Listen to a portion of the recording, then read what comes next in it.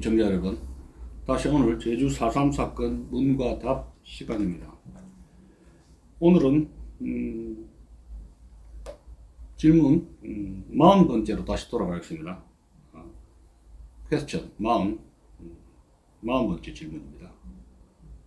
해방 이후부터 4.3 이전까지 좌익의 정치투쟁은 어떠했는가, 그런 질문이었습니다. 답은 해방 이후 4.3 이전까지 좌익의 정치투쟁 과정을 아는 것은 4.3 사건을 이해하는데 대단히 큰 도움을 준다, 이렇게 볼 수가 있습니다. 해방 직후에 박헌정 주도하에 조선공산당 재건위원회를 거쳐서 1945년 9월 11일이죠. 조선공산당이 출범했습니다. 그 당명에서 알 수 있듯이 조선공산당은 마르크스 레닌주의, 즉 공산주의 이념과 체제를 실현하려는 정당이며, 이는 고스란히 향후 3당이 합당이 되는 남로당으로 승계되었습니다. 남로당 제주도당은 남로당 중앙당과 전남도당의 하부 조직입니다.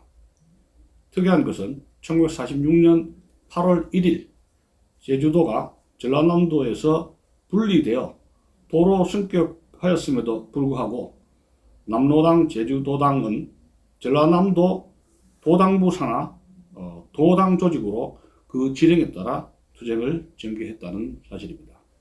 그 이해를 돕기 위해서 해방 후 좌익의 정치투쟁 상황을 이렇게 표로 만들었는데 알아봤습니다. 제가 설명한다면 연도별로 정치투쟁 내용을 본다면 1946년도입니다. 1월에 찬탁투쟁을 했고 2월에 신전술투쟁을 하고, 그 다음에 46년 8월 달에 국대안 반대 사건이 일어났고, 그 다음에 그해 46년 9월에 총파업 사건, 또 그 다음에 10월 1일 날 대구 10월 1일 10일 대구 폭동 사건이 터졌습니다. 46년에 굉장히 많은 좌익의 투쟁이 있었습니다. 그 다음에 47년에는 3.1절 행사 충돌 사건이 있었고, 또 제주도 3월 10일 총파업 사건이 있었고, 그 다음에 3월 22일 총파업 사건이 있었습니다. 그리고 47년 그해 7월 27일 날 7.27 인민대회 사건이 있었고, 또 8.15 폭동 음모 사건이 있었습니다. 이것이 1947년도 좌익 투쟁입니다. 그 다음에 48년도 좌익의 정치 투쟁을 한번 볼까요? 2.7 폭동 사건이 있었고, 제주도, 그 유명한 제주도 그 4.3 폭동 사건이 있었고, 그 다음에 5.10 선거 방해 사건이 있었고, 또 8.25 북한 정권 수립 지원 투쟁이 있었습니다. 그리고 1950년에는 6.25 남침이 있었죠.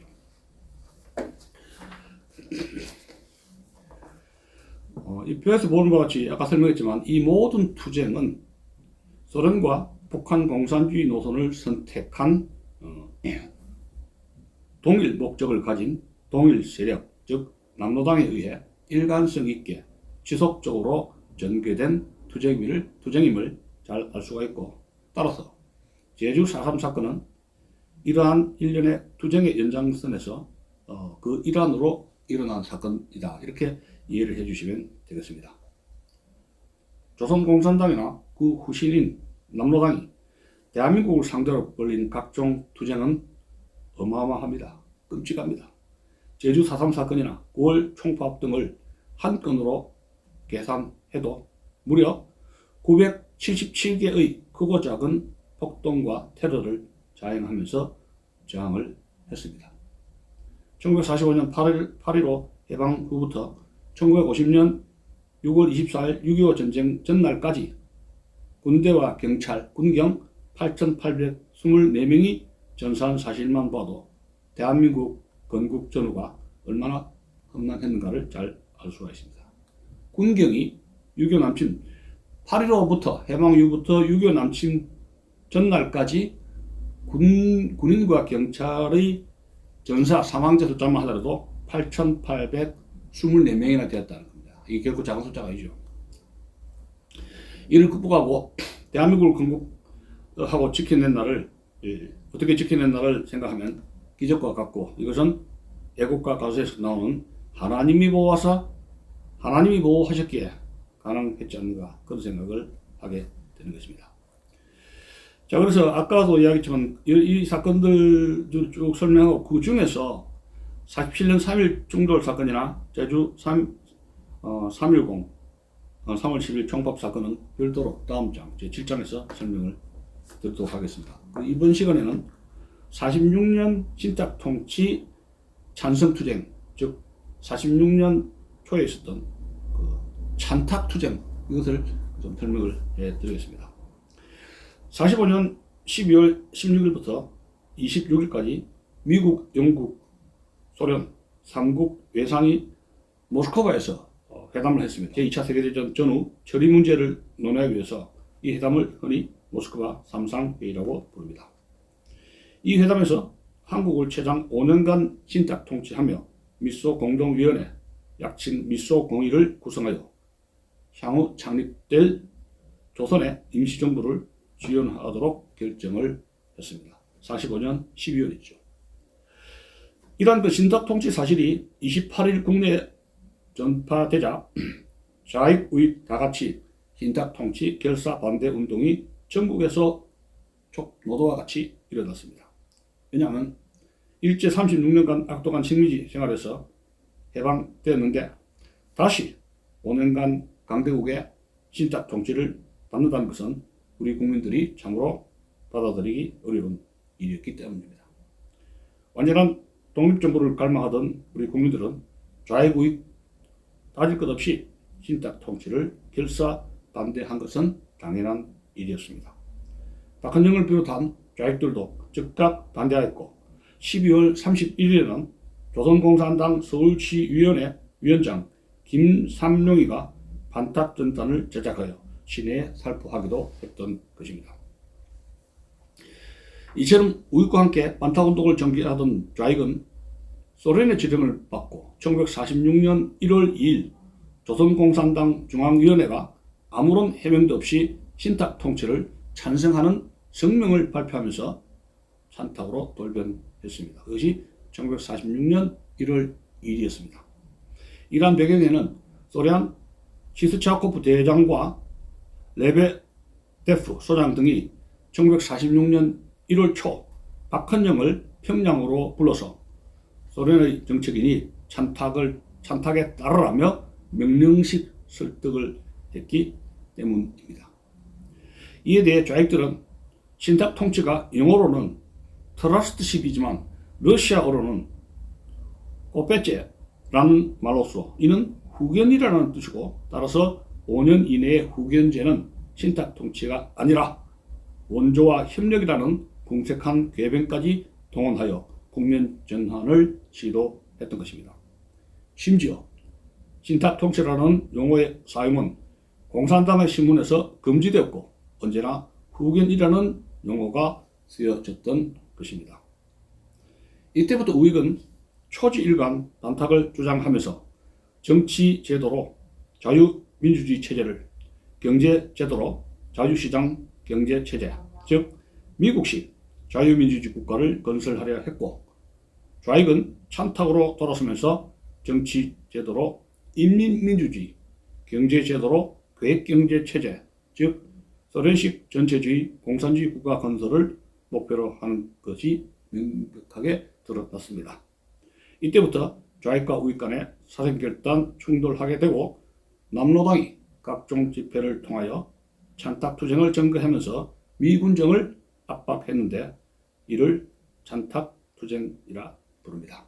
그러니까 해방전국에서 신탁통치에 반대하는 우익 진영이 신탁통치에 반대함으로써 민족주의 운동의 헤게모니를 잡았다. 해방 전후에는 신탁통치를 반대한 우익이 민족주의 노선의 헤게모니를 장악했다. 이렇게 민족주의 운동의 헤게모니를 장악했다. 이렇게 볼 수가 있습니다. 신탁통치의 내막을 자세히 들여다보면 다음과 같습니다. 신탁통치 문제는 모스크바 3상회의 이전인 1945년 10월 21일자 뉴욕타임스 페이지 22쪽에 미 국무성 극동국장인 존 케이티 빈센트가 한국의 신탁통치제가 실시될지도 모른다고 공개적으로 말했다는 발언이 보도된 이후 이 내용이 10월 25일 매일신보에 보도가 되었고 10월 31일 해방일보에는 신탁관리란 만부당 미 국동부장 언명에 대하여라는 비난 기사가 제기되었으며 여기에 조선공산당 창당 멤버 김삼룡도 조선의 현실에 대해 잘못된 인식에서 나온 것이며 인민의 의지를 무시하는 충격적인 사실이란 비난 성명을 발표했고 조공의 핵심 인물 정태식도 12월 29일 서울신문에 우리는 여기에 절대 반대한다. 5년은 그냥 5달이라도 반대할 것이다. 라는 주장을 하는 등 좌익이 이구동성으로 강력하게 반탁을 주장했던 것입니다. 그런데 1946년 1월 2일자 조선공산당 북조선 분국 책임비서 명의로 찬탁 지시문이 내려왔고 이 지시문 가운데는 모스크바 결정을 지지하는 데 사용될 격려문, 슬로건, 논지들이 포함되어 있었으며 이 문서는 즉각 산하의 모든 지부 조직에 하달되었던 것입니다. 이는 소련이 북한을 거쳐 조선공산당의 찬탁을 지령하였다는 명백한 증거인 것이며 이에 근거하여 제주도 좌파에서도 좌익에서도 당초 반탁에서 적극적인 찬탁 운동으로 전환하게 되었던 것입니다. 여기에 신탁통치 수용의 타당성을 검토할 때 첫째, 그 필요성이 있었던가 하는 문제입니다. 찬탁의 필요성이 있었던가 하는 문제입니다. 한국인들은 당장 독립이 되더라도 독립국가를 운영할 수 있는 민도와 자치 역량을 갖추고 있었기 때문에 전혀 신탁통치를 할 필요가 없었던 것입니다. 둘째, 신탁통치를 받아들였을 경우 어떤 결과를 가져올 것인가를 따져보아야 할 것입니다. 우리 민족에게 복된 결과를 초래할 가능성이 극히 희박했다. 당시 한반도의 정치 세력들에 대한 대중의 지지도, 소련과 미국의 한반도 정책, 중국의 공산화 진행 등을 고려할 때 5년 동안의 신탁통치를 거쳐 독립이 되었을 경우 한반도는 전체가 공산화되지 않았으면 두 개의 국가로 분단되었을지도 모른다는 사실입니다. 그것이 양동환 교수가 대한민국 건국사에서 지적한 것입니다. 따라서 신탁통치 수용을 적극적으로 주장하는 사람들은 한반도 전체의 공산통일이 좋다고 평가하는 사람들 뿐일 것입니다. 종합해 살펴본다면 1946년 찬탁투쟁은 조선공산당의 본색을 여지없이 드러낸 최초의 정치 투쟁이며 여기서부터 모든 좌익의 사활적 투쟁이 시작되었다. 이렇게 볼 수가 있는 것입니다. 자, 여기서 잠깐 이승만의 신탁통치를 반대한 이승만의 발언을 잠시 살펴보겠습니다. 이것은 이병주가 쓴 남로당 상권에 자세히 나와 있습니다만 여기서는 간단하게 몇 줄만 소개를 해드리겠습니다. 이승만 흉내를 좀 내볼까요? 이승만 박사 흉내를 내보겠습니다. 조선인은 연합국과 싸운 일이 없고 따라서 연합국은 조선을 정복한 것이 아니라는 사실을 귀열국에 지적한다. 우리는 단연코 공동신탁제를 거부하며 기타 여하한 종류를 막론하고 완전 독립 이외의 모든 정책을 단연 반대하는 바이다. 우리는 우리의 자유를 위하여 전 생명을 바치기로 결의하였다. 우리는 귀열국의 회답을 정의로서 고대하고 있다. 이렇게 발언을 했습니다. 한편 신탁통치에 대한 제주도 좌익의 투쟁 동향을 살펴보면 다음과 같습니다.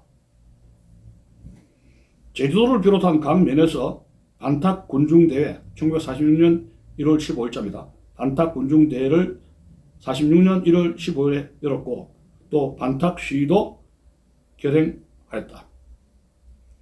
이때까지만 해도 제주도의 유일한 정치 집단은 조선공산당과 인민위원회이기에 신탁통치 반대 군중대회를 비롯한 신탁통치 반대운동을 전개한 것도 조선공산당과 인민위원회였고, 이를 신탁통치 찬성으로 정책 노선을 급선회한 것도 이들이었다. 제주도 인민위원회는 1946년 중반까지도 신탁통치 반대운동을 전개하였다. 제주도에서는 46년 중반까지도 반탁운동을 했다는 겁니다. 제주읍에서는 2만 명의 인파가 모여 신탁통치 절대 반대라는 슬로건으로 시위하였습니다. 대정국민학교 반탁 집회에서는 미군이 직접 충돌하여 대정면 인민위원회 위원장, 부위원장을 잡아가는 일이 발생했던 겁니다. 발생했습니다. 자, 이상의 기록에서 보면 제주도 자익은 1946년 1월 중순까지 반탁운동을 전개하다가 뒤늦게 찬탁으로 급선회한 것 같습니다. 그러나 반탁을 외치다가 갑자기 찬탁으로 선회한다는 것이 자연스럽지 못해서인지 모르지만 46년 중반까지 도 내에서 적지 않은 규모의 반탁 시위가 있었습니다. 그렇게 된 이유는 도당에서 전달이 늦었기 때문이라고 증언하는 사람도 있습니다. 그러나 찬탁투쟁은 1947년 3.1 기념투쟁 때 찬탁투쟁입니다. 47년 3.1 기념투쟁 때 절정을 이루게 됩니다. 찬탁투쟁입니다. 이는 3.1 기념투쟁 당시 남로당 제주도당이 내린 지령서들을 살펴보면 삼상회의 결정 즉시 실천이라는 구호가 수도 없이 반복하여 나오는 것으로 증명이 됩니다. 여기서 우리가 얻을 수 있는 결론은 반탁에서 찬탁으로 노선을 변경한 조선공산당 제주도당은 소련과 북한 노선에 무조건 맹종하였다는 사실입니다. 소련과 북한 노선에 남로당 제주도당은 무조건 맹종했다는 겁니다. 어디에? 소련과 북한 노선에 무조건 맹종했다는 거죠. 미소공동위원회도 결렬되고 찬탁 좌익과 반탁 우익이 극한적인 대립과 갈등을 초래하자 미국은 한반도 문제를 유엔에 상정했고 47년 11월 14일 제2차 유엔 총회 결의로 남북한 인구 비례에 의한 총선을 실시하기로 결의하면서 그 감독 임무를 수행할 유엔 한국 임시위원단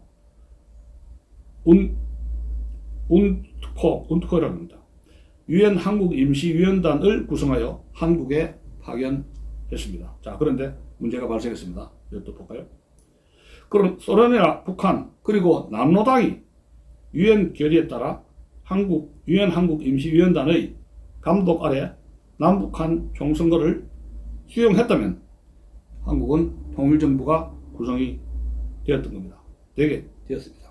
소련하고 북한하고 남로당이 남북한 총선거를 수행했다면 우리는 통일정부가 구성이 되었을 것입니다. 그런데 자 보세요. 유엔 한국 임시위원단이 1948년 1월 8일 서울에 입국했고 소련군이 38선 이북 입국을 거부함으로써 할 수 없이 유엔은 48년 2월 26일 유엔 소총회에서 북한 지역에서 선거를 치르지 못한다면 선거가 가능한 남한만이라도 총선을 실시할 것을 결의했던 것입니다. 이렇게 유엔 결의에 따라서 실시한 선거가 바로 1948년 5월 10일 실시한 제헌 국회의원 선거, 이른바 50선거 총선거입니다. 여기서 제가 자세히 말씀드릴 수 없습니다만 1948년 유엔 한국 임시위원단이 38선을 넘어가려고 했는데 소련 군정하고 스탈 김일성이가 38선 이북으로 입국을 하지 마라 해서 북한에서는 선거를 치를 수가 없게 됐죠. 그래서 유엔 한국 임시위원단이 난감하게 됐습니다. 그러면 어떻게 하느냐?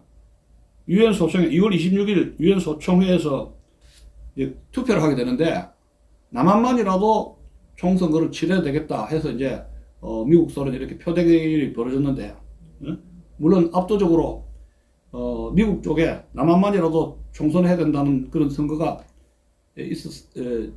미국 쪽에 자유진영 쪽에서 그런데 투표를 남한만이라도 총선거를 하겠다는 그 결의문이 통과가 됐습니다만은 프랑스라든가 캐나다라든가 이런 여러 나라들이 처음에는 뭐 그렇다면은 이 남한만이라도 선거 되겠느냐 이런 처음에 부정적인 의견이 있었습니다.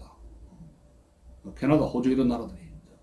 그 당시 우리나라는 대한민국이라면 리퍼블릭 코리아, 사우스 코리아, 한국이라면은 저런 무슨 신생 국가였기 때문에 그렇게 외국에서 인지도가 지금처럼 지금 폴란드에 무슨 K2 흑표 전차, K9 자주포 이렇게 파는 한국 위상이 아니고 굉장히 그 가난한 나라 일제 식민지 상태에서 굉장히 중세 봉건국가 일제 식민지된 국가 위상도가 형편없는 그런 나라였습니다. 그래서 많은 나라들이 남한만의 단독 선거에 부정적인 입장이었습니다. 그런데 이제 미국 국무장관을 위시해가지고 또 우리나라의 이승만 박사를 위시해가지고 외교 사절단들이 끈질기게 이 유엔 소총회에서 남한만이라도 총선을 실시해야 된다고 상당한 외교적인 활동을 로비를 해가지고 남한만의 선거가 이루어졌습니다. 그때 그 맹활약을 했던 그 유명한 시인 있죠. 그 모윤숙 씨가 6.25가 터졌을 때 국군은 죽어서 말한다 그 시를 썼던 그 모윤숙 씨가 여기 유엔 한국임시위원단 단장이었습니까? 그 인도 출신 그 메넌에게 6탄 로비를 벌려가지고 메넌을 설득시키면서 남한만이라도 총선거를 해야 되겠다. 그 인도 출신 메넌이 모윤숙 씨를 상당히 그 흠모했는가 봐요. 그 시와 모윤숙의 그 시와 그 애국심에서 일어나는 그 바디 디플로마시에 굉장히 감동을 했다 그래요. 이건 약간 좀 비하인드 이야기인데. 그래서 대한민국이 인도면은 모윤숙이라든가 이런 사람들 우리나라 그 장면 박사라든가 이런 사람들의 활동, 이승만 박사의 그 노력 여러 가지로 애국지사들이 헌신적인 외교를 통해서 남한만이라도 총선거를 해야 되겠다. 날짜는 5월 10일로 바뀌었고 미군정청에 있는 그 미군정 사령관 음력의 사령관 하지 중장이 적극적으로 한국의 50 총선거에 협조하기로 하면서 이승만 박사와 화해를 하게 되었습니다. 좀 마지막 분량 읽어보겠습니다. 1949년 6.25 관련 러시아 연방 대통령 문서보관소 문서 1949년 9월 15일 대사 슈트코프가 스탈린에게 보낸 극비 보고서를 살펴보면 소련이 남한 정세를 손금 보듯이 정확히 파악하고 있음을 잘 알 수가 있습니다. 그 슈트코프 보고서에 이렇게 쓰여 있습니다. 남조선 정치사정 해방된 지 4년간 남조선의 정치 경제는 좌우익 정당과 단체가 격렬한 정치 투쟁을 하고 있는 것이 특징이다. 1945년 모스크바 삼상회의에서 결정한 친탁 통치 문제가 그 원인이 되었다. 이렇게 적고 있습니다. 오늘은 이것으로 46년 친탁 통치에 관한 찬성 투쟁, 즉 46년 벌어졌던 좌익의 찬탁 투쟁에 대해서 여러분들에게 말씀을 드렸습니다. 감사합니다.